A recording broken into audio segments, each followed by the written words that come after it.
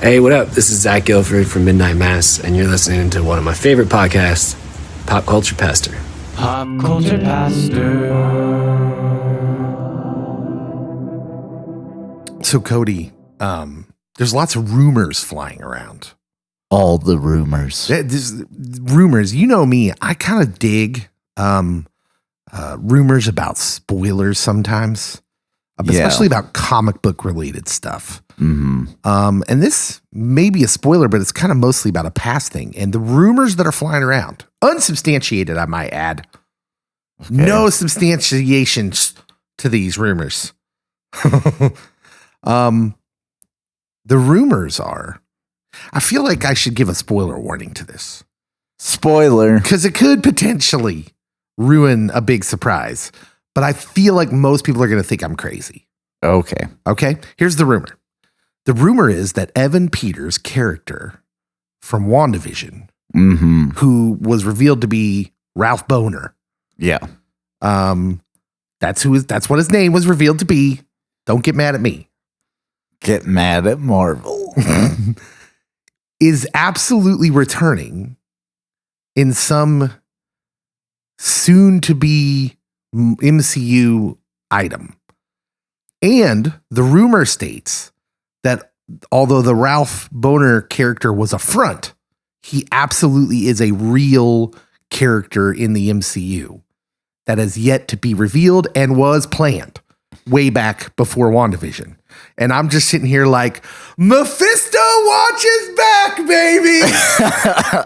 I was going to say every episode, it was this time they're revealing it. This has Mephisto written all over it, Cody. All over it. It's definitely Mephisto. That's what I'm saying. Okay. Well, I thought that when they revealed his name to be Ralph. I mean, if that's real and Kevin Feige was playing this long game the whole time, whew, that's some deep game playing right there. That's some deep game playing. I'm here for it. Deep. That would be crazy. I have a feeling it's too good to be true. Oh, yeah. I have a feeling Evan Peters is just Ralph Bohner. Hello and welcome to Pop Culture Pastor. Sometimes we just get right into the comic book nerdy goodness. Like my question now is, will he be in the Agatha series? Well, that might be one. It's a lot of weird things around the Loki season 2. Oh yeah. Series. A lot of rumors flying about that one. I don't know. If he's Mephisto, he could pop up just about anywhere. Think about him popping up where he shouldn't pop up as Ralph Bohner and being like, hold on a second. Who is this dude? You know what I'm saying? Like it would almost have more effect if he popped up somewhere you wouldn't. He shouldn't pop up. He's going to be in the Deadpool movie. Nah, that would make sense. I'm talking like if he randomly showed up in say, She-Hulk. Yeah, maybe She-Hulk. Like Wakanda Forever doesn't make sense, but think about like Quantumania, Ant-Man, the Ant-Man movie coming out this spring. What other series are coming out? Secret Invasion.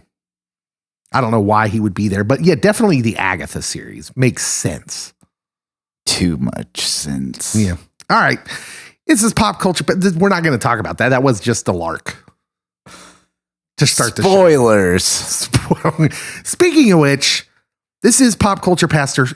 I want y'all to do something right now. Before we get into some news that we wanted to talk about, some nerdy news, I want everyone to pause this episode right now. Not yet. Let me explain. Let me give you instructions. You ready for this, Cody? Okay. Okay. So if you're listening to this on, say, Apple, for instance, I would like you, when I say go, to pause the podcast, scroll down on the Pop Culture Pastor page, get to the part where, well, first of all, hit subscribe if you haven't done that already.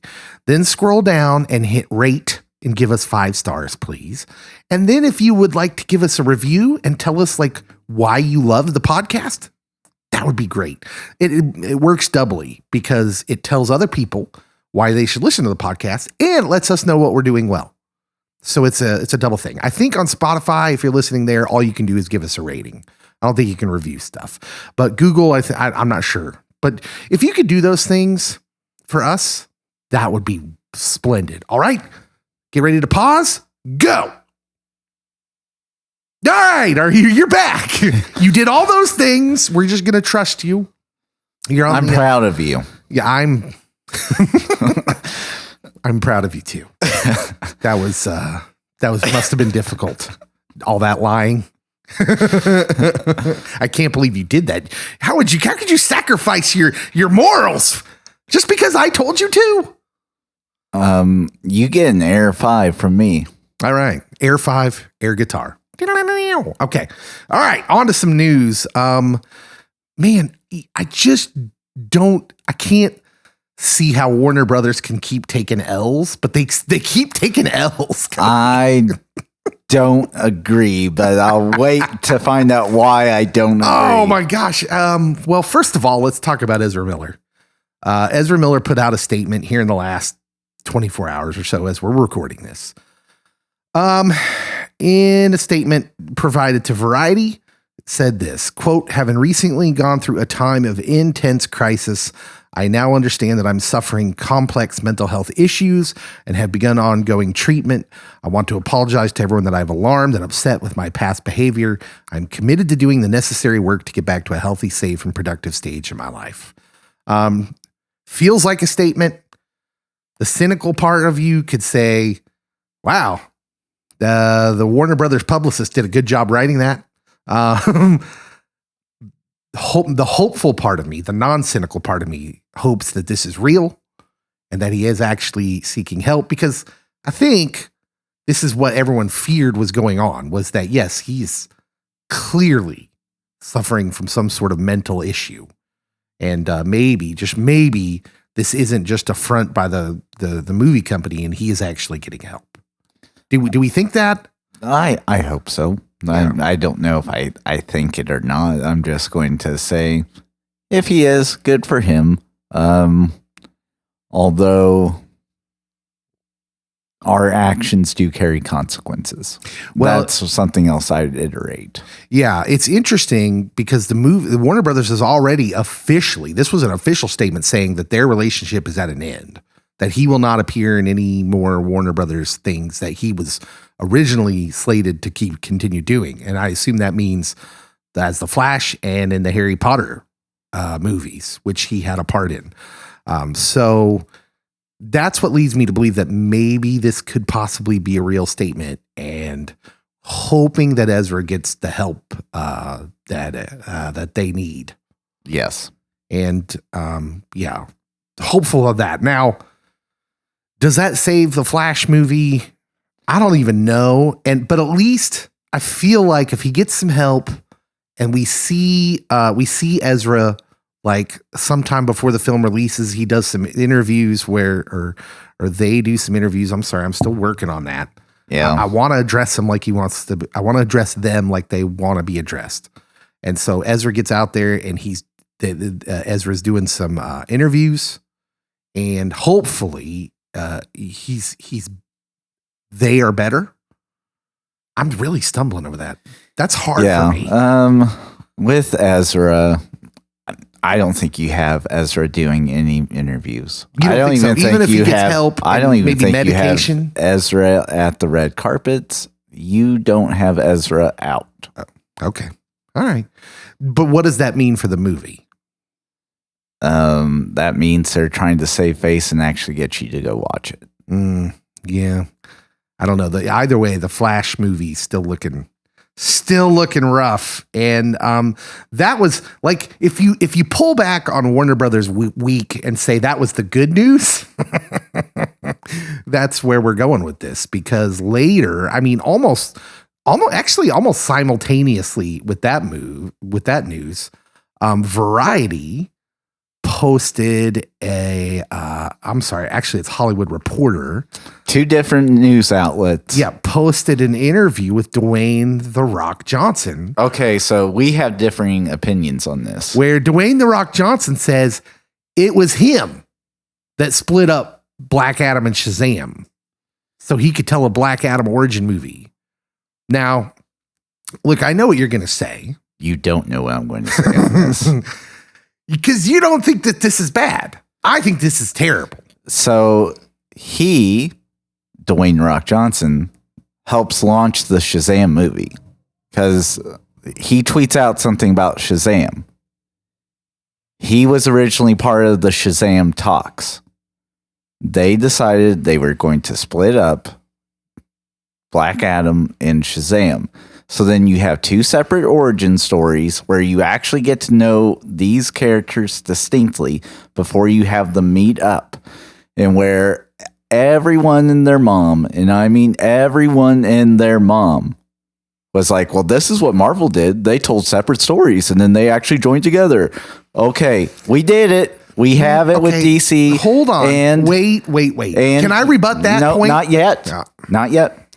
So this character is in the Shazam universe, if you will. They develop together, or it comes out of the origins of Shazam. And literally, Billy would not have any idea about Black Adam. Black Adam's been living his own life, doing his own thing. The wizard that Billy gets his powers from definitely knows Black Adam, but we haven't even gotten much of the wizard. We're going to get that in this movie of Shazam. I think that is a smart move if you're going to have them in multiple movies to actually have some connection and deeper meaning with the Black Adam. Okay. I respect your answer. And I will give you that you could be right. Usually I am. You're not, but no. You could be right, but here's my problem with, okay, you used the example of that this is what Marvel did. This is not what Marvel did, because Black Adam is inherently a Shazam character, all right? Black Adam is in this Shazam universe. You said it yourself. Iron Man is not a Captain America character. The Hulk is not a Captain America character. Thor is not a Hulk character. Like, you see what I'm saying? Like, these individual movies that Marvel did, they're their own characters. They stand on their own, and every once in a while, they join forces into a team called the Avengers. Like, this is more on par with Venom, right? Making a Black Adam movie is like making a Venom movie, which I also complained about. Because if you're going to do it without the connection of Spider-Man, a Venom movie doesn't make any sense, comic book speaking. Now, the way they did the story, I understand that they wrote that part out. That's not a part of his origin. And if you're telling me that Black Adam is a standalone hero, all on his own, which he wasn't until about, like, it was the whole anti-hero craze that has made Black Adam into something more than a Shazam foil. Thank you, Brandon Lee. Okay. And that's fine. Like, Venom is a product of the anti-hero movement too. But I'm saying, like, this is not... I think what I would argue for is an amalgam of the two sides here. So I think he shouldn't have been a focus of the first Shazam movie. I agree with The Rock in that instance. However, I think he should have been part of like an end credit scene in Shazam. I think Black Adam should have appeared as an end credit in Shazam, and then you introduce Black Adam in Shazam 2. And the best part about putting a villain like him that turns into an anti-hero into a superhero sequel is that you don't have to retell Billy's origin story. It's already been told. So you can make that movie largely about Black Adam. You can delve into his history. I don't know. I just think it's weird.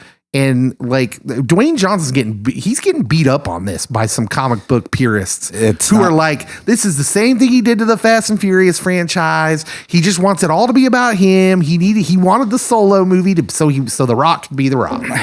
I'm going to spoil something for those jabronis and for you.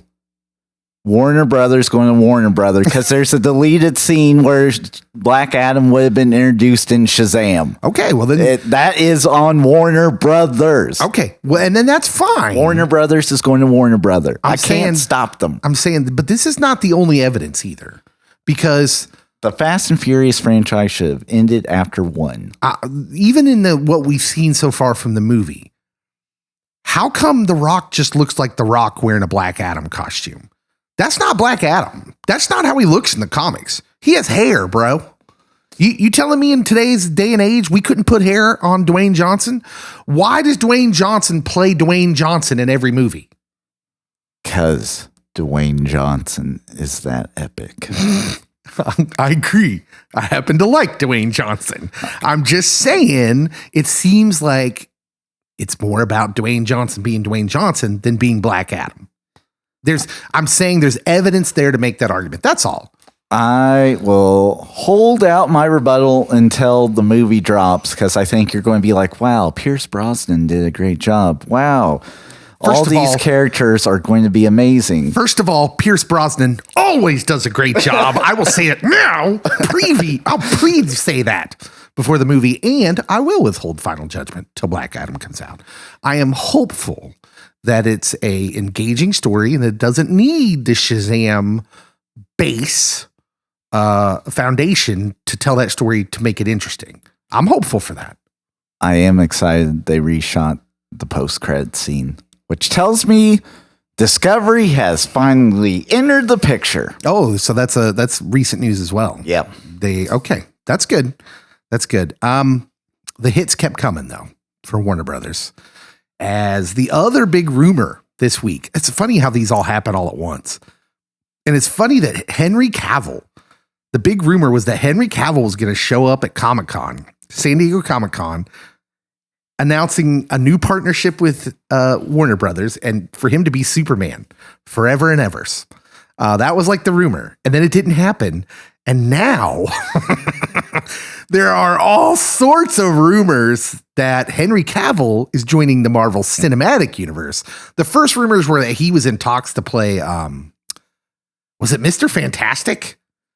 Ridiculous rumors. And some sites actually ran with that. And I was just like, have you ever read Fantastic Four? No, I haven't. Well, even if you haven't, you know that Mr. Fantastic does not look like Henry Cavill. Looks exactly like Henry Cavill. Untrue. But the rumor is he's definitely in the MCU and he has jumped ship, signed a contract to be a character named Hyperion. Now, Hyperion was a member of a team called the Squadron Supreme, who's actually from an alternate universe in Marvel, but then they somehow find their way into the regular Marvel universe. So it makes all kinds of sense that the first place he's going to show up, according to these rumors, is Loki Season 2. And that he will be an ongoing character in the Marvel universe, possibly even an Avenger, which would make a lot of sense if they lose Thor as an Avenger, because he's a Superman-esque character. So not only could Warner Brothers have lost probably the best Superman they've ever had, I'm going to say Christopher Reeve was the best Clark Kent. Okay. I'm going to say Henry Cavill was probably the best guy in the cape. But they lose him to the MCU to play the MCU's kind of version of Superman. We've seen actors do both. Oh, he's not coming back, though. Oh, I'm not going to say never. They wouldn't have him now. They wouldn't have him back. If he's really going to be in the MCU, there's no way if they're really running with the Snyder timeline, though, which is the rumor. I don't know how they're going to do that. Too much sense. They're just going to keep putting him in shadows. Exactly. It'll be like a dark outline of a guy that resembles Henry Cavill.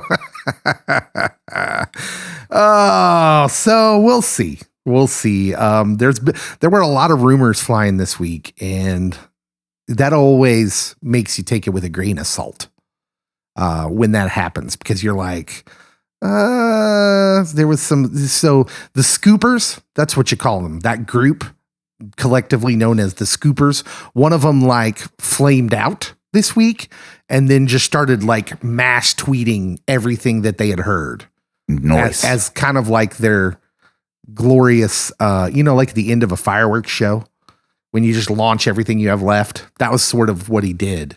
And so there's a massive grain of salt to be taken with all of that news I just shared, including probably the Ralph Boner Mephisto stuff. Except we are already calling it. Yes, Mephisto! He's showing up. Yeah. You heard it here first, unless you read that article and then you really did hear it here first. You are still very hopeful about Warner Brothers and the DC. I'm hopeful in Discovery and the DCEU / DC side products. Well, all kinds of the news in the last few weeks has been that Ben Affleck has been filming all sorts of scenes that would seem to indicate that they're retconning everything they were going to have Michael Keaton do. And that would be more, it seems like it would be more because of Ezra's issues, that they're rewriting what the Flash is going to look like. And so that the Michael Keaton stuff's not going to work. And then, so they're getting Ben Affleck to film some of those scenes as Batman, maybe not necessarily as a continuation of Zack Snyder's timeline. I miss you, Michael Keaton. Yeah. It would have been kind of cool to see that. But then, I mean, they canceled Batgirl altogether, which he was going to appear in. Oh, and I still have issue with that. Yeah. Me and my friend Kevin Smith. Don't know if you've heard of him, but he's like, even if it was complete trash, you put it out. And well, it costs $90 million, which isn't a lot by today's standards, but that's still a lot of money to just take a $90 million bath. And literally now, like, the fandom's like, she did nothing wrong as an actress or a human being, but we can point out the Flash is still going. Can I pose a theory of why this is all good, though? Okay. I know you're shocked that I'm about to say something good about Warner Brothers' struggles, because by going scorched earth, right? Yeah. Maybe he does know something about Black Adam and Shazam 2. Maybe he does know what he has, and maybe he's going scorched earth because, like, look, now all expectations are gone. Any expectations for a continuous universe from anything that happened before is pretty much gone. If you're a Zack Snyder guy, you're disappointed. If you hated Zack Snyder and you were hoping they were going a different direction, you're probably disappointed too. Now you got as close to a blank slate as maybe you could possibly get with Warner Brothers, to the point where they haven't even greenlit Matt Reeves' a sequel for The Batman, which was a successful movie. And would be tragic if they don't. Yeah, I mean, it would be weird. But what I'm trying to say is they probably have the closest thing since all of this started. And everyone's calling this guy crazy right now. What's his name from the new boss over there at Warner Brothers? I can't remember his name because, of course, I never remember anyone's names. But he's got the closest thing to a blank slate as you could possibly ask for. Now, what if Black Adam comes out and hits it out of the park? And then Shazam 2 comes out and hits it out of the park. And then The Flash comes out and maybe you work a miracle and rework that to some way where it works. That Flash goes away to an alternate universe, is replaced by Grant Gustin Flash. I'm here for Grant Gustin. Yeah, whatever they decide to do, and like resets everything in a way except for Black Adam, Shazam, and you just build out from there. Dwayne Johnson universe. I don't think that's a good idea, but I mean, there's so granted they're all rumors, but my grandma used to say, "Where there's smoke, there's fire." Dwayne Johnson universe. Well, I'm sure that'd be good with Dwayne Johnson. And me. Dwayne Johnson is all for the Dwayne Johnson universe, and that's a direct quote from Dwayne Johnson. Yes, he referred to himself in the third person. I just made all that up. Please do not tell The Rock I said that. We do not need to be sued. That was a joke. You can tell The Rock Dave said that and that I support the Dwayne Johnson universe. And I will say, I did not say that. Do you smell that? Do you smell what the Dave is cooking? Okay, anyways. Yeah. That might be copyrighted. Well, name it and claim it. As long as we're doing it. Okay. That's enough for the news segment of this here podcast. We're gonna jump into just the main subject here in a second.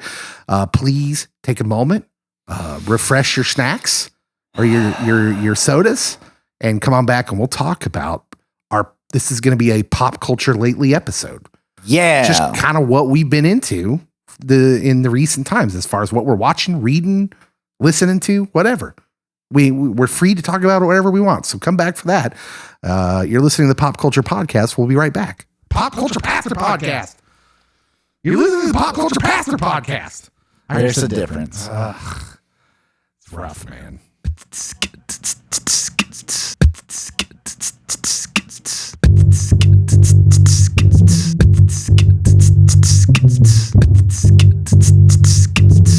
Okay, welcome back to Pop Culture Pastor, the podcast. We are here to talk about, this is maybe the first of a repeating episode. That we've done it before, but it's gone under a different name. From now on, an episode where we just talk about the things we're into recently, which we'll try to do maybe quarterly, will be Pop Culture Lately episodes. Sweet. Yeah. And this really is reserved for anything that we're into pop culture wise at the moment. Movie, TV show, music, books, games, video games, all the games. D&D, whatever. I'm not going to say D&D. Yeah. That's a spoiler. Yeah, sinners. Me either. Terrible. No, I'm just kidding. Okay. So Cody, why don't you go first? What's something you've been into lately? Okay, so we just got done with so much DC bashing. Yeah, well, it was DC Bashing Fest. And it's time to acknowledge, maybe. No, I'm going to name it and claim it. I'm naming it and claiming it. I don't know why you wouldn't. The best comic book TV show ever. Naming it. Yeah, that's right. I'm talking Smallville. No. That's a close second. No, I'm talking about The Sandman. Oh, okay. I haven't got to watch The Sandman yet. It came out last week. Yeah, within the past week and a half. Okay, yeah. Tell me about Sandman. Okay, so this is a more, I guess, heavy cerebral series. Mm-hmm. So it's not like a popcorn series where you're just like, oh, this is fun. No, you got to actually think and pay attention to details. And I told you last week that I didn't even remember DC put this comic out because I remember reading it. I wasn't like a faithful reader, but I was a casual reader of it. And yeah, dude, it was dark, deep. Oh yeah. And there are quite a few dark moments within the show. So I'm not going to recommend it for all audiences. Not a kid. Know what you can watch and what you cannot watch. But it follows one of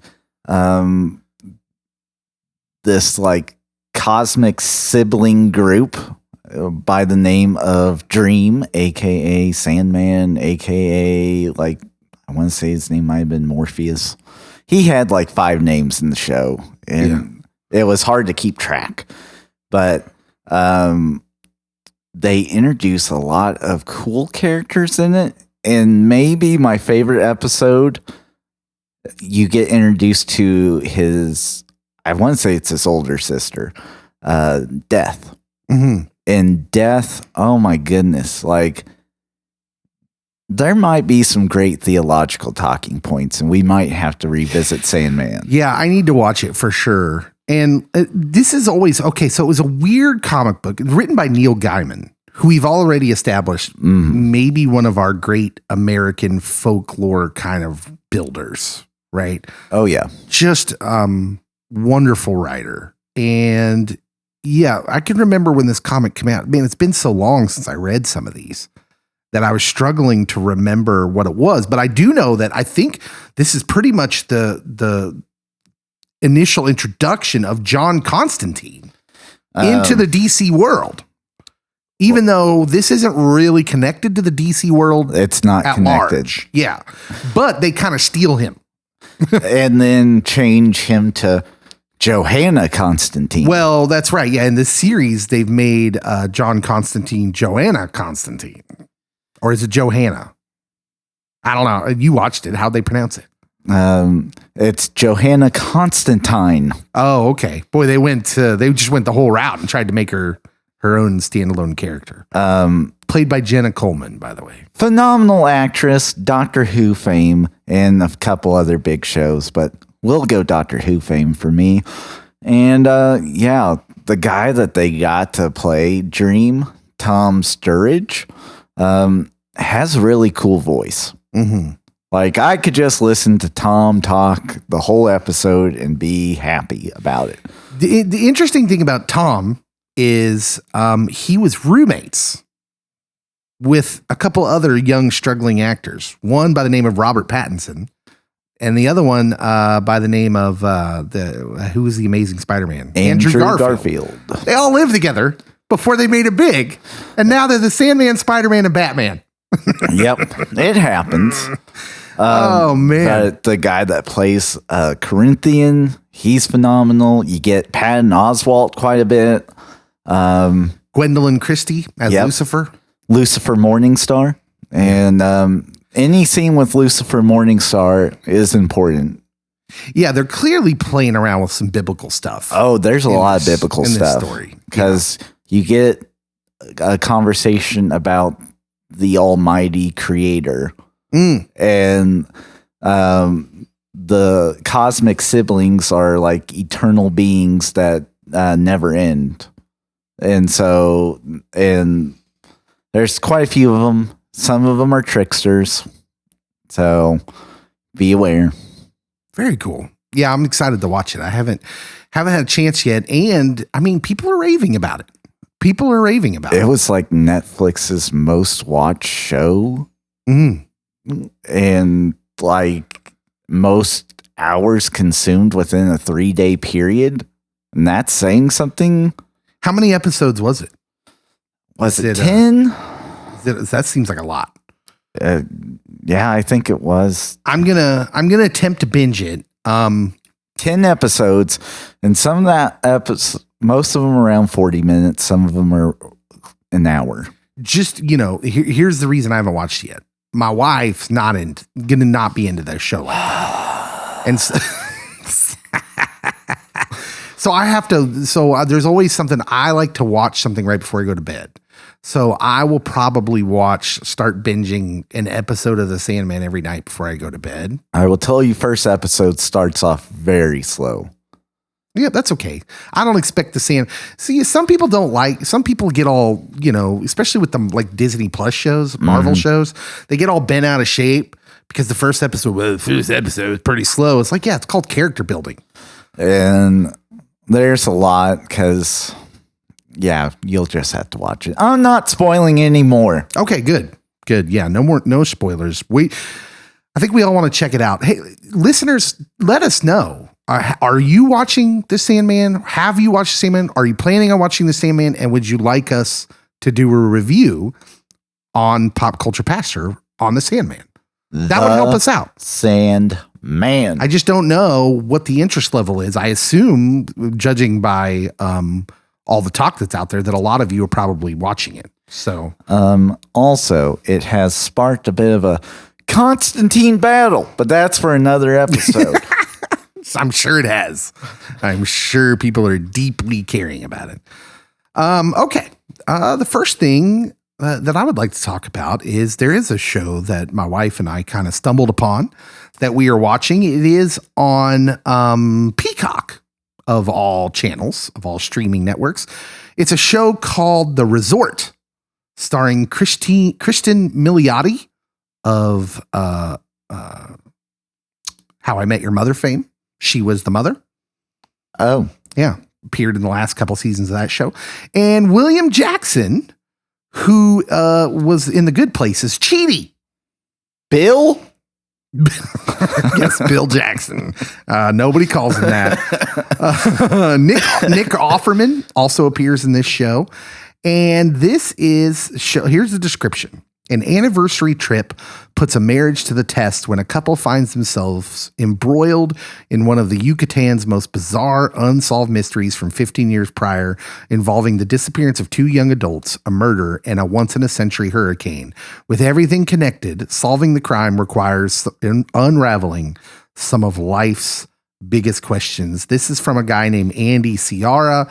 He is the guy who wrote Palm Springs, the movie with Andy Samberg that was about, like, it was sort of Groundhog Day-esque. Did you happen to watch that? I think you made something up. No. He wrote a movie called Palm Springs. I think it was on Hulu, maybe. But it was a Groundhog Day-esque is how I would put it. It's not exactly the same. But it has elements that are similar, where a guy's kind of reliving the same day, but it has, instead of, it being really an unexplained phenomenon like the Bill Murray movie, this one is very much like a time travel mystery thing. He kind of builds on that with this show, where on the surface, you are introduced to this couple who are clearly going through problems. Their marriage is struggling, and they've come to this resort for some time to work on themselves. And they're both clearly really hurting, right? That's what you see early on. You don't know why, but this is just intro stuff. You learn this within the first half hour of watching the first episode, and they quickly become embroiled in a mystery that the Christian Milioti just kind of falls into and becomes obsessed with. And as they go along, you find out that there's maybe some supernatural things going on here, and an element of time wackiness. And I can't really tell you any more than that, because I'm not going to spoil it. And, Spoiler. And also, you can't binge it. What? We binged the first 4 episodes, but the episodes are coming out weekly. And so that was what had come out when we started watching it. Episode 6 is about to come out tomorrow. And so I'm excited about continuing a show called The Resort. It's a very, if you like mysteries, you'll love this. And it's funny. I mean, there's a reason they've got 2 actors who are best known for being on sitcoms, Good Place and How I Met Your Mother. And then you throw in Nick Offerman, who was on Parks and Rec, and you have this story carries this like emotional weight to it, but also there's lots of levity. There's lots of laughs. The actors are very, even in dramatic moments, have comedic talents. And so you never feel like it's too heavy because some of the characters have gone through some pretty tragic things. And that's explored, and you realize that at some point in the story, there's a reason they're all tied together. 87% on Rotten Tomatoes. That is quite the percentage. And I think you would like it, Cody. It's a great show, and I think people out there would like it. But we had never heard of it. We kind of stumbled across it, saw Chidi from the show we liked, Bill. And decided we'd watch it, and really kind of fell in love with the show. And we're into the characters, great character development, and it's called The Resort on the Peacock Network. Check it out, and then talk about it with us on the comment sections below the social media posts for this pod. All right, what do you got? Okay, so I'll be nice and give you one thing not to watch. Okay.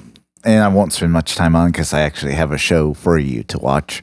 Is this part of the same segment, or you just give me one not to watch now, and then later on you'll give me one to watch? No, this is all one. All one. Okay. All right. Don't watch What Josiah Saw. It was weird. I never even heard of it. What did he see? If I'm not going to watch it, don't watch it. Okay. Because did he see a murder? No. Was it a crime? Did he see God? He saw God, didn't he? Maybe. So social media was all on uproar about this movie, and my wife's like, we gotta watch it, because everyone's like, I couldn't make it through watching this. And I'm like, is it a good not making it through or I was a gonna say, bad? that's generally not a good sign. But yeah, we watched it, and then it was like, ew. What genre is it? Is it horror? Yes. Okay, it's scary. Yeah, I guess. Yeah. This doesn't sound like a movie I would be in danger of watching anyways. You're welcome. It actually had some good actors in it, but Okay. AP Bio's the show I was going to recommend. Oh, yes. Dude, how come there's these shows out there that just don't get the love they should? I don't know, because I feel if you watched It's Always Sunny in Philadelphia, you probably should have tuned in to AP Bio, because Glenn Howerton, who is in both series, and Patton Oswalt's in this show. Patton Oswalt's in it, and literally, I assume Glenn Howerton plays the same person, because maybe that's who Glenn Howerton is. But the snide, crude remarks and the wisecracks, they're hilarious. Yeah, it's got like that formula that really works for sitcoms. And I'm thinking of like the Office, where you have like a Michael Scott who's played by a Steve Carell, who's like kind of a large personality. And then you surround him so Glenn Howerton is the large personality, and he's great. Oh, yeah. As Jack in this show. And then you surround him with like this kind of supporting cast that seem like they're under the radar. But by the time you get into it, and I remember you telling me this, they're actually your favorite part of the show. Oh, yeah. Anytime Heather opens her mouth, I'm like, yeah. Yeah, so he's a teacher, obviously. He is. And the kids kind of steal the show.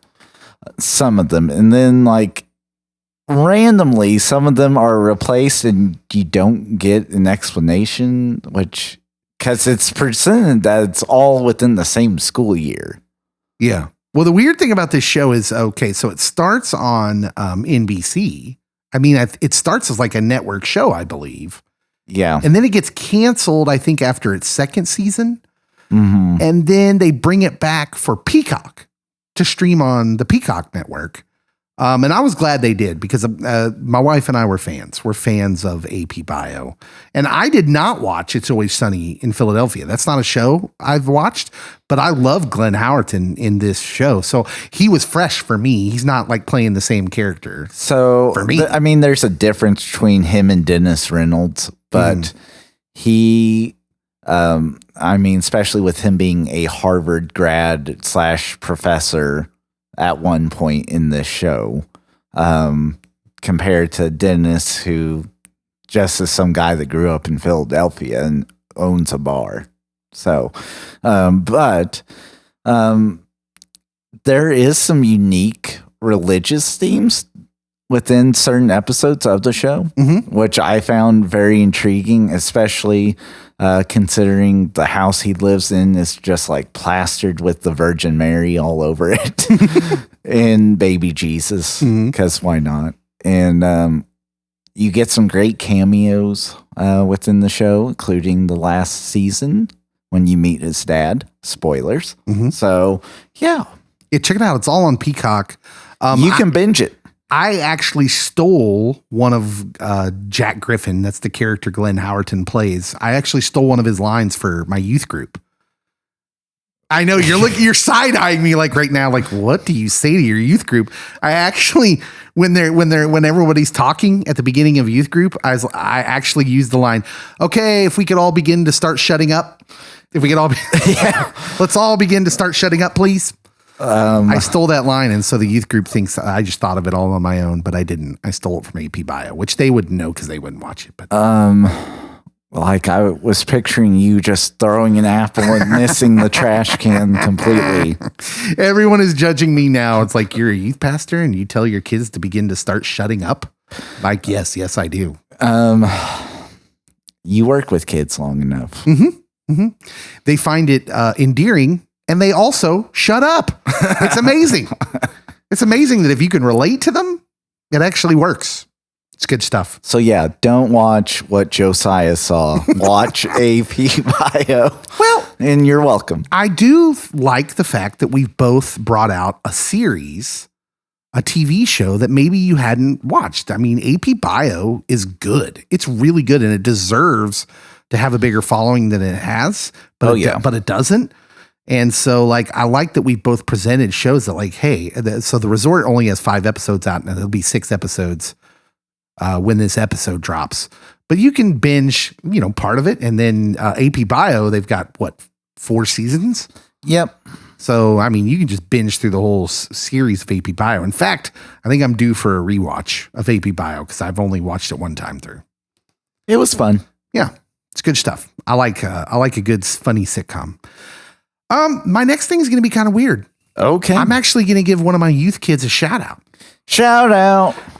Because I was sitting here and as we were preparing for this episode, like, look, the last few weeks have been really busy for me. And actually the last few years have been really busy for me.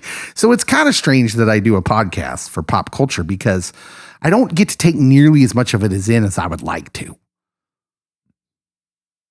Cody, you want to say something? You don't get to take in all the pop culture? Well, yeah. I mean, that I would like to. If it was up to me, I would just sit in a movie theater all day and watch all the movies, right? And I used to do when I was a young adult, like, okay, listen, let's take a time out for a second. Let's give a little life advice for the youngins. Because listen, I see the numbers for the podcast, who listens to this podcast. And you might be surprised to know that the 18 to 23-year-old age group is well represented. What? In our podcast listening. I know, I was stunned too. Shout out. But listen, youngins, and especially some of you that might be Christian youngins, and you're so in a hurry. You're so in a hurry to meet that special someone and get married and start a family and do all those things. And I'm just going to say something right now. Stop it. Stop it. Listen, I love my wife and I love my kids, but here's something I can never do again. I can never go to the movie theater on a summer day for the matinee, see a movie, then go out, pay to go see a different movie, come out, pay to go see a different movie. And I literally used to do that sometimes, where I would just go see a few movies in an afternoon and evening. Nice. Yeah, it was good times. And if I wanted to do that, I could just do that because I had the time to do it. I guess what I'm saying is, like, I wouldn't trade my life for anything, but there are things I miss when I had more freedom in my life to do things because all I really did was work. I'd earn my money, and then I, had plenty of time for recreation. So what Dave is really saying is, if you're selfish, don't get married. No, that's unfair. Bro, come on. I would say if you're selfish, don't get married. But yeah, it's just throwing it out there. Anyways, so the whole point of that was to say, I don't have tons of time to go out there and take in a lot of pop culture. In fact, what I watch a lot of is YouTube. Are you a YouTube guy, Cody? Not really. No? Back in the day, a little bit, but then I got a life. Well, I mean, it's nice to have YouTube and all the things I subscribe to because then I know that I can kind of go through my subscription list and watch the videos I know that I'm going to be interested in. Sounds like an echo chamber. No, because I intentionally listen to voices that are outside of my political zones. Way to go, Dave. Yeah, thank you. Trying to accuse me of living in an echo chamber. I'm not watching Fox News. Okay, but one of the YouTube channels I subscribe to, and you should too. Okay, is one of my youth kids. His name is Brom, and he has a channel called Broham Animations on YouTube. Broham, just like it sounds. Broham Animations. This is gonna destroy you. Okay. He's got over 6,000 subscribers. His videos have been viewed over 1 million times. He has over 1 million views, Cody. What have you been doing with your life? We've got almost 4,000 downloads of our podcast. We're going places. So this young man in my youth group is killing us, man. But let me tell you why. Okay. He's actually got real talent. Spoilers. We don't have any talent. We're just a couple of nerds talking about pop culture. But he has real talent. So it's Broham Animations is the channel. And basically what he does is he makes stop motion animation with Legos. And it's just phenomenal. And you got to check it out. So just promise me you will. Go to Broham Animations and give him a subscribe so we can bump up his subscriber count so we can act like we did something here at Pop Culture Pastor and enjoy his videos. Because I do. I'll just watch through a bunch of them with my kids. They love it. And most of them are pretty funny too. I'm here for humor and talent. Yeah. And of which he has it in spades. Listen. It's when I watch this, I'm like, man, this kid's going places. Like he's going to outshine us all, Cody. He's going to be like some animator for some big studio or something, or do his own stuff. Who knows? He's got the whole world in front of him. But go check it out. Broham Animations on YouTube. Follow him, subscribe to him. Watch every video ever. Watch his videos and then be amazed that he's a minor. Yep. Yeah. Okay. What do you got? Okay. What's another thing you've been into? So I haven't finished it yet. Okay. There's only one season and I'm about 3/4 of the way through the season. And you have to have Apple TV. All right. Severance. Oh, okay. Yeah. Again, another cerebral show that I think that you have to, again, pay attention. This is a thriller, right? Yeah. Kind of a thriller. You want me to read the synopsis? Go for it. Mark leads a team of office workers whose memories have been surgically divided between their work and personal lives. When a mysterious colleague appears outside of work, it begins a journey to discover the truth about their jobs. Duh, duh, duh. So at first, it kind of reminded me of the Jim Carrey movie, Eternal Sunshine? Eternal Sunshine, The Spotless Mind. That's what I was about to say. Except instead of erasing your memory of a certain person or whatever, it literally somehow severs it so that way when you are outside the building, you only have memories from outside the building. And when you entered the building, you don't have those memories. You only have memories from when you're inside the building. This sounds like a nightmare, corporate nightmare. It is a corporate nightmare, and I'm here for every second of it. The cast is amazing. You have Adam Scott. You have John Turturro. The incomparable John Turturro. And Christopher Walken. The incomparable Christopher Walken. Patricia Arquette as well. Yeah, Patricia Arquette's in it. And she might be my favorite Arquette. It's a battle. 97% on Rotten Tomatoes. And the person that I think has stolen the show for me is Trammell Tillman. He's a character you can't take your eyes off of, but he also does kind of like the bidding of the company, and it's like, oh. I mean, is this like do we have a little Westworld vibe in this? What? Okay. No, not really. Have you watched? You haven't watched the whole season? Not the whole season. Okay. But well, that's a bummer because I was going to ask you a question because I want to know is this a 1-season show or is this building for multiple seasons and are they going to leave me on a cliffhanger? You don't know. Apple TV renewed Severance. Okay. So we have that information. There will be a season 2. Yes. Without me having watched all the episodes yet. Okay. I can say there will be a season 2. And oh my goodness, like there's a couple that happens within the building. So they have they kind of started up a relationship. It hasn't been formalized where I'm watching yet. Like I've watched through 6 episodes, I think. But they don't know that they are in a relationship when they're outside the building. Wow. And so they could be married and they just yeah. don't know it. That's it. That is really interesting. And that's an interesting premise. How did Christopher Nolan not do this? Spoilers. He should have. Ben Stiller directs it. Yeah, I saw that. That's interesting. And again, it's phenomenal. It's up for a lot of awards. Yeah, got a lot of Emmy nominations. So, yeah, treat yourself. Watch it if you have Apple TV. All right. If they have like a free trial, binge it. At this point, I'm just adding to my queue. I'm just adding to the queue, man. But you're right. It looks great.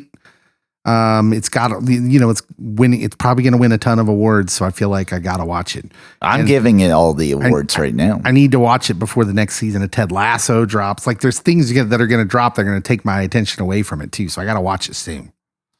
And you still have to watch Sandman. Yeah. And Sandman. That's why I said, got to add it to the queue. Okay. My next thing is where we're going to turn in this pod because surprise, you're going to get a mini movie review. Spoilers. Because one of the things we both saw and we wanted to talk about was a movie called Nope. Nope. Jordan Peele's Nope. So yeah, if you haven't seen it, this is the old same old warning. If you haven't seen Nope and you turn it off, you don't want to be spoiled, which listen, friendly tip. You want to go into this movie as fresh as possible. You can watch the trailers because we're going to talk about this. I believe he designed the trailers to work with how he tells this movie, but we'll get to that later on. But you don't want to know anything else about the movie going into this. You want to go into this movie completely fresh so you can experience it in a certain way. So if you don't want to be spoiled about Nope, go ahead and pause the podcast, go watch Nope, and then come back. All right. Okay. I saw this movie the other day. Cody saw it a while back. I saw it opening day. Broad take on the movie is, first of all, that Jordan Peele, is he the new Alfred Hitchcock? He is, isn't he? I have already named it and claimed it. So yeah. I didn't know you were, did you start a web page? A I was tempted to, just because literally every movie he's been a part of that I have watched, I'm like, okay, he's done something good. He's done something unique. And like, even if it wasn't a movie that I would say I would go watch again, I would say it was a good movie. The crazy thing about his movies and this movie was when I walked out of the theater, this is a broad take here. When I walked out of the theater, my reaction was, that was weird. And then I thought that was the end of it. But Cody, I haven't been able to stop thinking about it. And once you start thinking about it, like the story he's trying to tell, what he's trying to do, you won't stop thinking about it. This is Jordan Peele is the movie version, the cinematic version of earworms are to music. Because once you let this movie into your brain and you start letting it rattle around, you will start, I realized something about the movie I didn't realize when I watched it or the day I watched it. I just realized something completely new about the character, one of the characters. I was like, no, what? I just was blown away. But we'll get to that. Okay. Broad take. Do you have any broad takes? Loved it. Yeah. That was my broad take. Every aspect of it, the flashbacks, the storytelling through the horse training, the overall message, even the beginning Bible verse. I'm like, he's quoting Nahum? Yeah, what? Nahum. What? Yeah. No one even knows that's in the Bible. So here's the little summary they give. 2 siblings running a horse ranch in California. It's kind of a Hollywood horse ranch. They supply horses to movies. Indeed. Discover something wonderful and sinister in the skies above, while the owner of an adjacent theme park tries to profit from the mysterious otherworldly phenomenon. So the siblings, played by Daniel Kaluuya and Keke Palmer, wonderfully, I might add. Kiki. And the theme park owner, who was a former child star, is played by The Walking Dead Steven Yeun, who is also great. I had been waiting for something for me to watch with Steven since they killed him off of The Walking Dead, and he did not disappoint.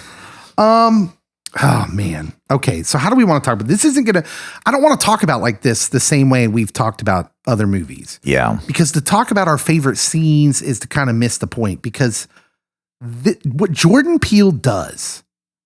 Okay. So let me preface this with a story. We're walking out and my wife Danielle says, I don't understand the character of the brother. Who's like, he said, she was like, he doesn't seem real because he's so baseline. Mm-hmm. He does not react to their situation the way you would expect a human to react. And I was like, yeah, you're right. Because Jordan Peele, these characters are not human characters. They're human behaviors, right? In a manner of speaking. So I identified heavily with the brother. Mm-hmm. And I do know people that would react very similarly to the brother, but they are in high risk situations quite frequently, in which horse training, especially with more wild horses, can be kind of risky. And like, I'm thinking of a kid that was in my youth group. He was a beekeeper, and literally I went out with him one evening to go check the beehives, and he's like, "You're actually remaining kind of calm during this." And I'm like, "Yeah, because usually the animals can sense like when you feel threatened, and so you got to at least bluff during it." And he's like, "Exactly, because you release pheromones." And his character does talk about how what a predator will do, what you should do if you are trying not to alarm. I mean, there's things that I think that it could be a real person, but it's not going to be the typical person. Yeah. So let's frame the story a little bit, because I want to give people, if you've seen the movie and you're still with us, you didn't turn it off because you hadn't seen the movie. This movie's about spectacle, right? The idea of spectacle in humanity, because that's what the Bible verse sets up. It's this really like kind of vengeful God. I have it ready. Old Testament type stuff. Go ahead. I will pelt you with filth. I will treat you with contempt, and I will make you a spectacle. Okay. So the entire idea that he's going with there is this is a commentary about humans and the pursuit of spectacle. Think about the way we are on social media. And let's just start talking about the character of Ricky, played by Steven Yeun, who's the owner of the theme park. Okay, so first of all, there's a UFO in this movie. You get that from the commercials. Yeah. The trailers, which we're going to talk about this, but I think Jordan Peele is absolutely the kind of guy who crafts the trailers in a way to build you into something, which I think he did with this movie. But Steven Yeun plays this guy named Ricky, who was on a successful TV show when he was a kid, and there's like a tragic thing that happens on the set of this TV show because there was a monkey in the TV show, a chimpanzee named Gordy, and in the movie you keep flashing back to this, and what happens is a balloon pops while they're filming, and the monkey goes crazy and starts killing actors on the show. Ricky, as a child, hides under the table and kind of watches it all in horror. And it keeps going back and forth. And the whole time you're thinking, how is this tying into this UFO? Because it keeps going back and forth between these two stories. And you're getting some weird things like, so when Ricky's hiding under the table in this story, as the monkey is walking around killing people, there's like a shoe standing up on its back. Okay, like I'm glad you noticed that. Oh, yeah. Well, it's key. It is. You can't not notice it. How could you not notice it? I feel there were people in the theater that I watched it with that did not notice it. Okay, I think you're supposed to notice it. Yeah. And I think you're supposed to key in on it.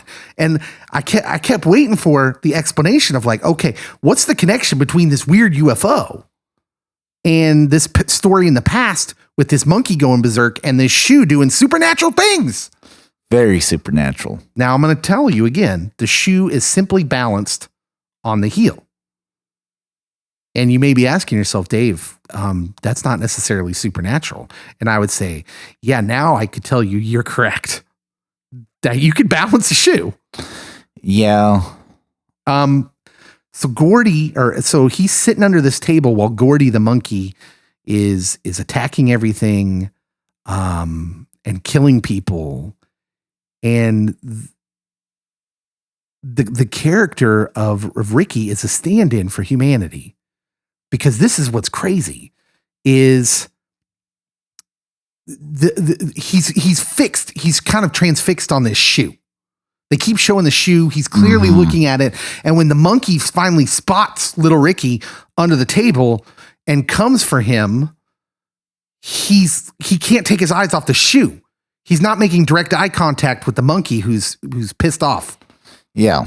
And in animal terms, this is actually the thing that saves his life. You figure that out concurrently because the story happening with the UFO, the baseline character played by Daniel Kaluuya, who's just about animals and is just a guy he's not looking for stardom. Even though they work with Hollywood, he's not looking for any of that. He's just a guy who runs a farm and he doesn't care about the spectacle of it all.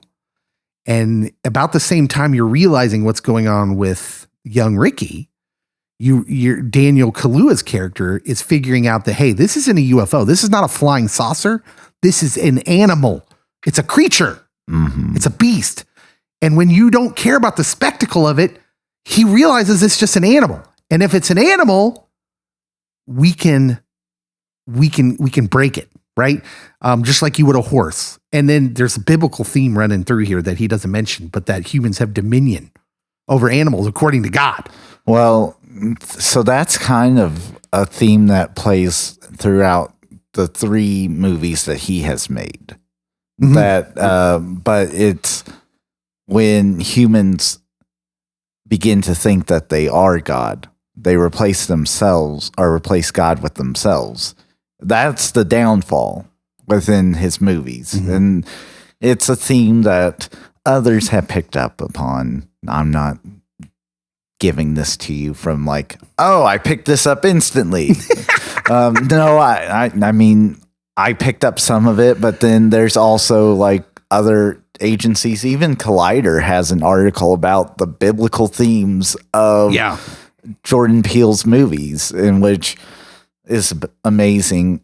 And okay, so is this dude a Christian? I mean, he uses Bible verses in more than one of his movies. He clearly thinks about it a lot. Yeah, I don't know for certain.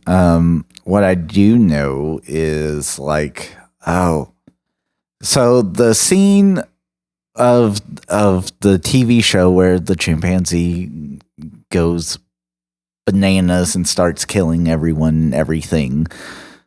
So I don't know why. And it's weird because this had a complete opposite reaction from me than did my wife, and I thought she would be like me. So after the chimpanzees killed everyone and everything except for the little boy, he goes over and it looks like he's about to do their fist bump. Because that's the thing that the kid does on TV show. He fist bumps the monkey. Right. He's like the inventor of the fist bump. And it looks like he's about to do it. And then you get the Harambe moment where we kill the chimpanzee. And for me, I was like, oh, like it had snapped out of its craze, whatever had caused it, whether it was the balloon, whether it was something supernatural that was still affecting the shoe standing up or whatever. It looked like, hey, the chimpanzee's calm. We're back to happy chimp. And then bam, we killed the chimp. And then my wife's like, no, Cody, that chimp deserved it. And I was like, what? Okay. This it flipped the script for us. Okay. So this is where like in the course of watching the movie, as I'm watching the movie, I'm with you. All that just is happening. I'm not really reacting to it. I'm just observing it. Right. But then when you get farther away from the movie and you keep thinking about this, which this is when, so they show the eye contact for a long time, which I had to kind of piece together and figure out, like, why did they show the monkey's eyes for so long before he reaches out for the fist bump? Okay. The monkey's angry. It's reacting in a violent way, but they make a point. He makes a point of showing you the eyes of the monkey, but then they show you little Ricky, and he's not looking at the monkey. He's looking at the shoe.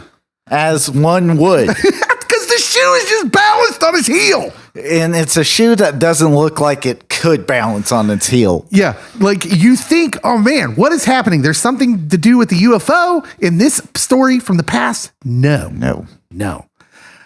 It just saved his life. And this idea of this shoe. But here's the thing. You may be thinking, well, what does this have to do with this guy? Well, he shows up as the amusement park guy in this movie. This UFO is terrorizing this valley that's kind of out in the middle of nowhere, but this guy's a theme park and he's trying to make money off it. Right. But we learn something about him. There's a particular scene in the movie that explains his character. All right.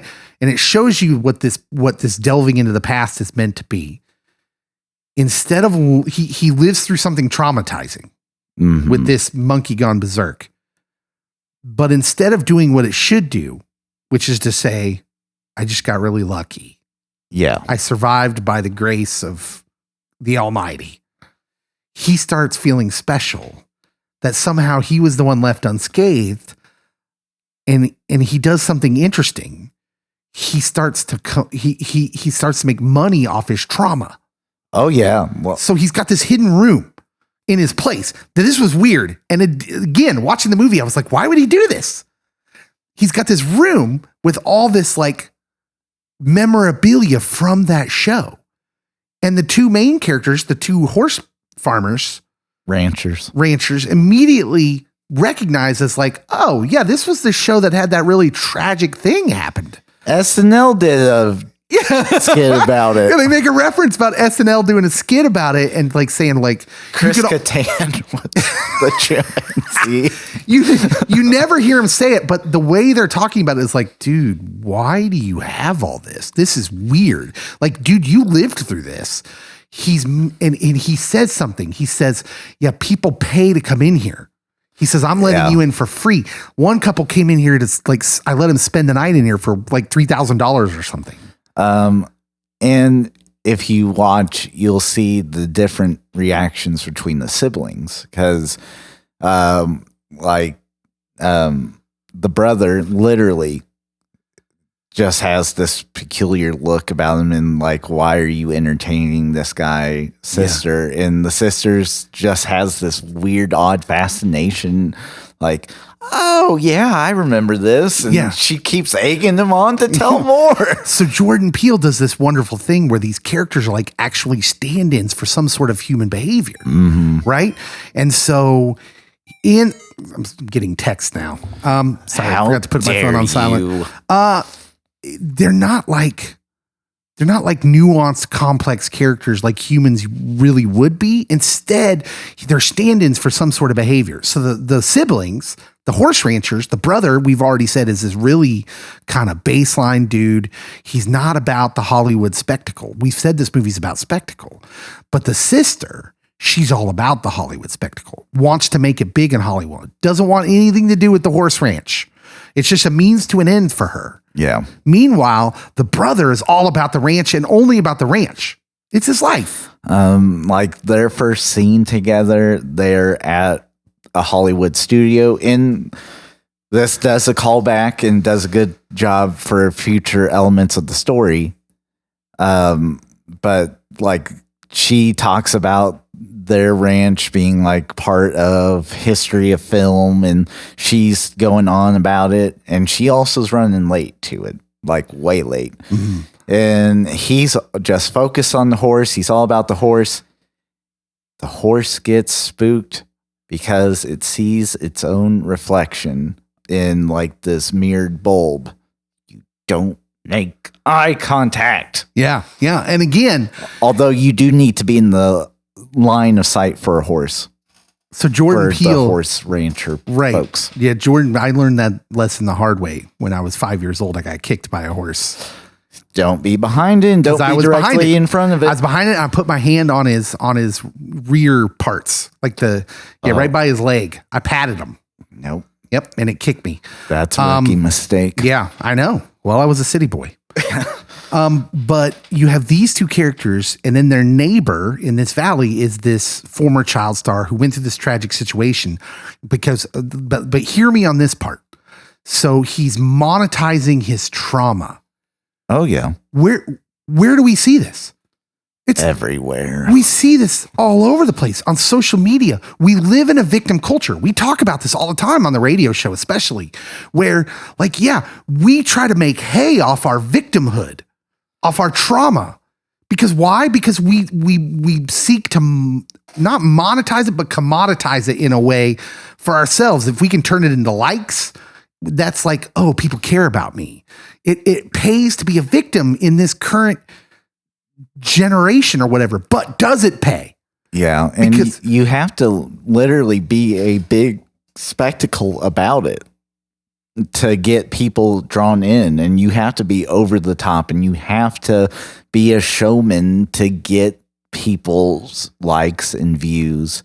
And there's so much negative reinforcement with that for your mental health. And at the end, for Ricky, he dies. UFO takes him and a bunch of other people that are at his park. And in the end, he can't commoditize his spectacle. He can't make hay off it because it destroys him. Oh, Jordan Peele did such a good job with like distracting me with random things in like crucial scenes, because you have the shoe, but then you have his co-star that is at the amusement park when they're waiting on the alien to be there. Yeah, she just randomly shows up in that part of the show. And you're like, oh, did she get radiation poisoning? Is she a zombie? Because like her face looks weird. No, she got beat up by a monkey. Yeah. And survived. But like when you're watching the trailer, you're like, yeah. Ooh, what's going on with this? Now listen, this is what's crazy about Jordan Peele. He designed the trailers. This is what's amazing. Okay, this is what blew my mind yesterday when I was thinking about it. This is like a full day after I've seen the movie, and I'm thinking about this movie, thinking about what we're going to talk about, and I think, oh, you clever dude. You actually fooled the audience into being Little Ricky. Oh, yeah. Because the trailers are designed to make you think this is a movie about UFOs. Yeah. And you're so into the spectacle of that when you see the flashbacks in the movie, my brain's already working to see how does this tie into the spectacle. It's just like when you're watching a show like Lost, I'm trying to connect the dots. I see the shoe standing on end, and it sucks me in. It sucks the viewer in. You are Little Ricky. You've been sucked into the spectacle. We are all Little Ricky. and you leave the movie theater and like I didn't piece that together right away. I'm still thinking to myself, what did that have to do with everything? And then I figured it out and I was like, oh, the viewer actually stands in with the character, Stephen Yeun's character, as in, yeah, you thought you were witnessing spectacle and you thought it was all about the spectacle. And in the end, the spectacle is what's going to kill you. This desire for everything to be big and bombastic and everything's going to be huge, including my pain. I'm going to put my trauma out there and try to make hay off it and get likes and all these things. And in the end, it's just going to burn you up from the inside. Oh, yeah. Blew my mind, Cody. He literally designed a character in a movie and the movie itself for the audience to stand in, to go through the same journey the character does, except hopefully you get it by the end of the movie.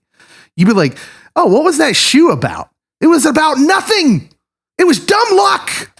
It was. It wasn't a spectacle. It wasn't supernatural. You just got dumb lucky.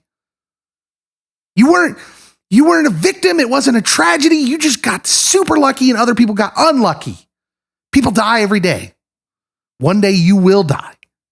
Like, it's like, think about someone who escapes a close call now. Boy, that's on social media immediately. Mm-hmm. Oh, God save me today. You'll never believe it. I should have got on that plane, but I didn't. Yeah.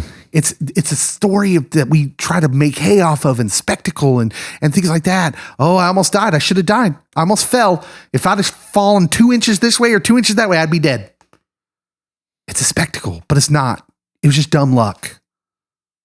And he forces you to be in this place to take a look at that, an introspective look at, like, am I trying to make something from my close calls, from my pain, from my trauma, to chase spectacle, to chase clout? Well, like, so Ricky's arrogance leads to his downfall. Mm-hmm. And when you're chasing fame, when you're chasing something, especially if you don't have God as your moral compass, that literally, it's easy to get consumed and warp something that, oh yeah, it's a blessing that you lived. Count your blessings. But when you then try to make it all about you and bring some sort of power from it and pride from it, that pride and arrogance piece, that it literally will then distract you from common sense. If there is a UFO looking object in the middle of the desert that is chasing and sucking up your horses, don't sell tickets and keep watching it. So the sister falls for it too. She wants to monetize it. She wants to make it big, right? Oh yeah. And the way she makes it, the way she thinks about you making it big is you go viral. You get what she calls the Oprah shot. Oh yeah. So she comes up with this plan and gets this cinematographer. Okay. So we're made to believe this character is a famous cinematographer. He's the artiste, right? He is. He's too big for this, but he becomes intrigued by getting this shot, the impossible shot, he calls it. Now this is more stunning Jordan Peele-ness, because at one point in the movie, this cameraman, he gets the shot of the UFO, but it's not enough. No, he's got the shot. They're like the other guy, the random tech guy from like the Best Buy type place, is like celebrating because he was just chasing clout too. He was just there to chase clout. Mm-hmm. Right. But the cinematographer, he says something specific. He says, I can't find he says he wants the impossible shot. So he's already gotten the shot, but he says he wants the impossible shot. And he tells the other dude, the tech guy, you don't deserve the impossible shot. And he literally, so he wants something that no one has ever seen. He's the artiste, right? Mm-hmm. And if you're the artiste and you're pushing yourself with the spectacle, then you have to come up with something that no one's ever seen or done, right? That's all art. Is any movie you've seen not derivative of something else? And what pushes the guy that makes the movie to make something that's not derivative? I would say that maybe Jordan Peele has created something that's not derivative of anything. Looking at you, James Cameron, and your stealing ways with Avatar. Well, really, listen, when Quentin Tarantino first hit it big with Pulp Fiction, there were two kinds of people. There were the people who were like, Quentin Tarantino is a visionary, He's amazing. He's awesome. It's fresh. He's bringing this something like freshness to cinema. And then there was like the film nerd, the film geek who was like, he's derivative. He steals this from so-and-so and he steals this from so-and-so. And Quentin Tarantino was like the only guy who was like, yeah, I agree. I do what I see that I loved other people do. Oh yeah. And I do those things. Like the way he saw art was it's derivative. But like if you're like one of these artists and you're pushed to the spectacle of it, you got to do something that no one can get. So this dude literally sacrifices himself to get the shot of him being sucked up into the alien thing. The ridiculous thing is he's using a camera that no one can get the footage from. No, he can't. The footage will not survive. Yeah, because they can't use electronics. So he has an old one that you have to literally reel as you're filming, and he's getting sucked up with it, and the film's getting sucked up with him, and it's gone forever. Here's what Jordan Peele's saying. He's saying there's some people out there, and this is a Hollywood critique, I think. He's there, like, there's these people who are arguing about, like, well, that's not true art. Think about Scorsese. Think about all these dudes that were bombing on superhero movies, saying they're not real cinema. He's like, yeah, you're chasing something that can't be done. And to do it, you're just going to destroy yourself. Oh, yeah. And nobody's going to care.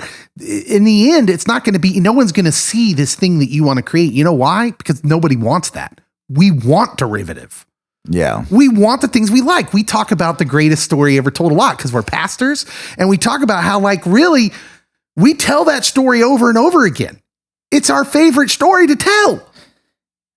And again, this is someone that has exalted themselves almost holier than thou with his approach, that he's literally saying that I'm the only one that can do this.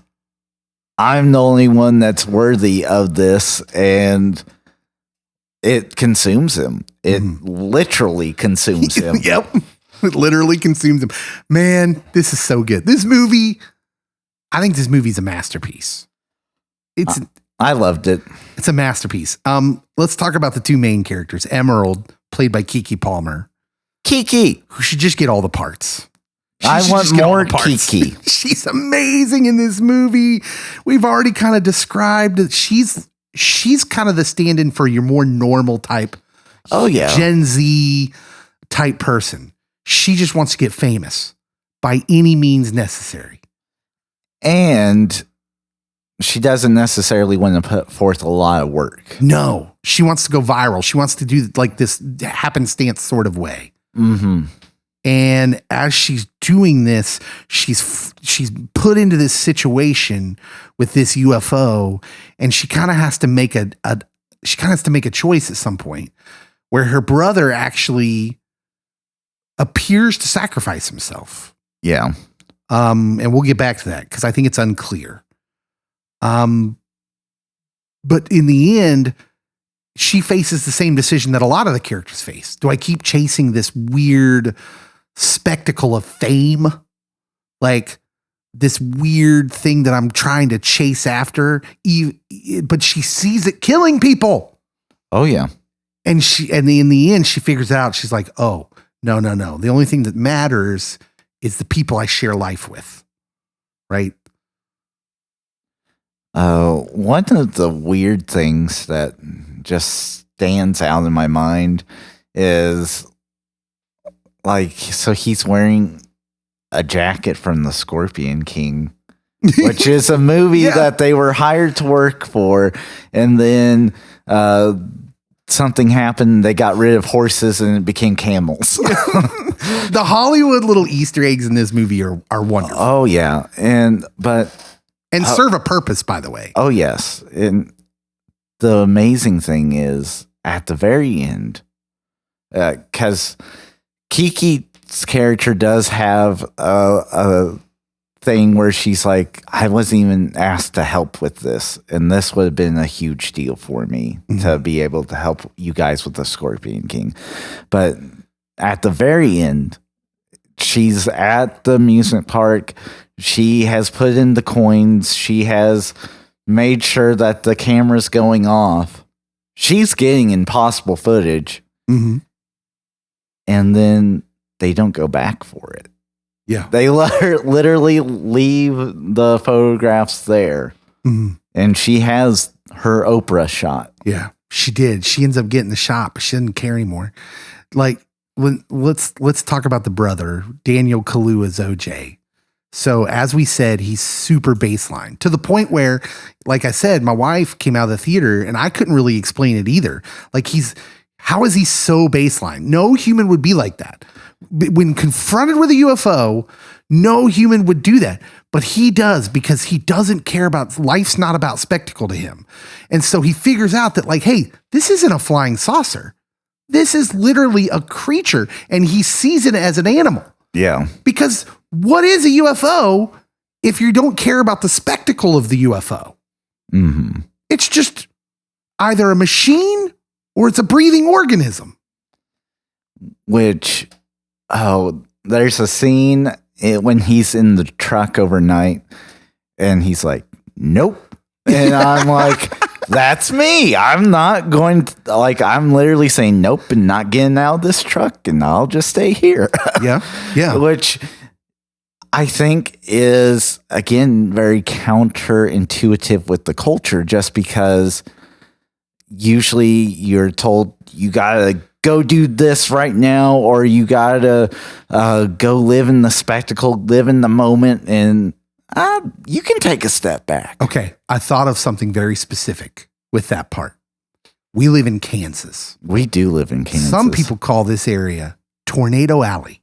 Mm-hmm. Now, the common behavior from Kansans when the tornado sirens go off is not to head for your basement It is or the not. storm shelter. Nope. It's to go outside and say, oh, hot stuff. It's a tornado. Let's go look at the tornado. We go out and we try to see it. This is the brilliance of this movie. That is definitely human behavior. Oh, yeah. We hear there's a tornado coming and we think of the spectacle of the tornado. We don't think of the danger right away. And we wouldn't until it was close enough where it would be a danger and we wouldn't have time. Oh, yeah. Like, by the time you realize how dangerous a tornado actually is, and that it's, by the way, a natural occurrence, it's not really a spectacle. And really, tornadoes aren't big compared to the earth. So it's very much like the monkey situation. Mm-hmm. You just get lucky or unlucky. You can't control it. It's a naturally occurring thing. It just happens. Well, I mean, you can look at Keke Palmer's character. She tries to get out and flick the bug off of the camera as the alien is flying over, but she doesn't get there in time before the alien retreats back into the canyon. Yeah. So do you know who doesn't think tornadoes are a spectacle to be seen? You know who's not going outside when the storm's sirens go off? Who is that, Dave? People who've lived through a tornado. Exactly. They're Daniel Kaluuya's character of OJ in the truck going, nope, Yep. nope. I'm not going out there to look at that. It's the spectacle. It's not a spectacle. It's a danger. It's a naturally occurring danger. It's being aware of the situation and being aware of everything that's going on around you, where so often we get caught up. Oh, I mean, look at the people that that get hurt or tragically die taking photos at these natural wonders. Yes. Why? Because you're trying to have a photo that shows a spectacle. The Oprah shot. The Oprah shot. Then you get too close to the edge, gust of wind, whatever happens, and it becomes a serious situation and not a spectacle. So when we all become that guy, we all become little Ricky. We see the shoe standing on end and the monkey spares us. And we think, oh, I was chosen. Something supernatural happened. And we fall victim to that. But we don't understand. No, it's just dumb luck. The shoe distracted you, so you didn't make eye contact with the very angry animal, and it saved your life, and you didn't know it was just dumb luck. And instead of shying away from it the next time, like not working with animals in general. Yeah. And oh man, this movie's brilliant. The brother actually figures it all out because he's so baseline, because he's like looking at it, this creature as a creature instead of a UFO with all the spectacle. He sees it as an animal. He trains horses. He understands the eye contact principles of animals. Mm-hmm. And he understands, like, he figures it out. He's like, hey, if you don't look at the UFO, it's not going to come for you. And literally, he figures it out quite quickly with like it taking up a metal horse and the floppy arm guys that are used in car sales. Now here's where it gets crazy. At the end, he sacrifices himself to save his sister. He makes eye contact intentionally with the UFO, the creature, to draw it to himself, to distract it long enough for the sister to get away, which allows her to later on stop it. Did OJ die? No. You say no. No. Now why? Because he's not dead. No. Do you know he's not dead? I know he's not dead. Okay, why do you know he's not dead? Because you see him? You see him. Yeah, you see him. It's weird though, right? He's shrouded in like dust, mist, whatever it is, and he's standing underneath a sign that says "Out Yonder." Yeah, are you sure? I'm 100% certain. Yeah. You sure there's not an allegory going on there that he is dead, but there's something about when we don't make our lives about chasing spectacle, when we're baseline and we live human lives about humans and caring for the people around us, that we leave legacies that last beyond death. I mean, you can make that argument, but no, I think he's very much alive. It's a weird last shot though. You got to admit. Well, I mean, all the dust and debris that's coming out of the alien. What about the Out Yonder sign? He's out yonder. He's a rancher. Out yonder. Nobody knows but Jordan Peele. Jordan Peele and Cody Havlin. You are a literalist kind of guy. I like that about you. And so, yeah, when you see him, you're like, oh, he lived. Great. Yeah. Yeah. I'm not so sure. I think he's dead. I will agree with Jordan Peele that Daniel is his Robert De Niro. Because he's used him a couple times, and dude's just talented. Yeah. Yeah, he is. In fact, he turned down Wakanda Forever for this one. He did not go back to film the sequel of Black Panther 2, which they wanted him back. And instead went to work with this one with the guy he's worked with before, Jordan Peele. Good choice. Yeah, I think he should keep making movies with Jordan. Very quickly, who wins this movie? Who's the winner of this movie, Cody? Jordan Peele. I'm going to give it all credit to Jordan Peele. And maybe the tech guy from the from that. Yes, the tech guy played by Brandon Perea. He is pretty good in this movie. Yeah. I'm going to say Jordan Peele / Daniel Kaluuya. Their partnership. They are. So he was in Get Out. The partnership continues. He was in Get Out. He wasn't in Us, right? Yeah, he wasn't in Us. I don't think so. So he was in Get Out, and then he was in this movie. And I think this solidifies like their partnership. Like Daniel Kaluuya should just be in all Jordan Peele's movies from now on, because I think they're both wonderful as far as this movie goes. Does anybody get the Go Get 'Em Next Time award here for you? I didn't like Ricky's wife.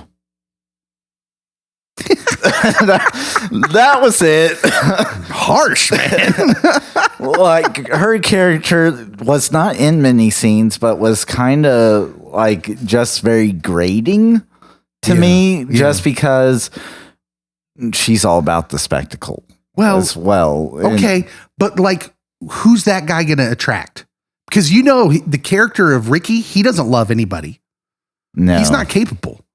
So who's he going to attract? A sycophantic fan who quote unquote loves him, but doesn't really. And yeah, so she's supposed to be a little grating, I think. She's supposed to be kind of annoying. She did a good job, but I just, again, I don't know that to be true, that's what Jordan Peele was thinking. I'm just trying to make excuses for that poor actress you just slandered. Sorry. Okay.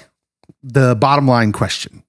So the critical review has been weird for this movie and the audience scores for this movie.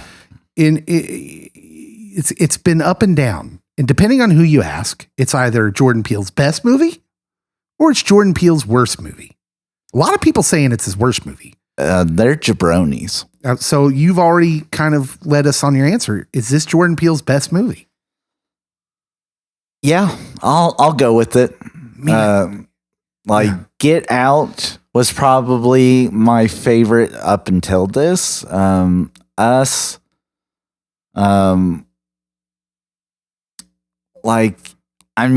The concept was great. I had some issues with how it actually played out in the end because I had more questions than answers. But I didn't dislike it. I really enjoyed it. Mm. But this one,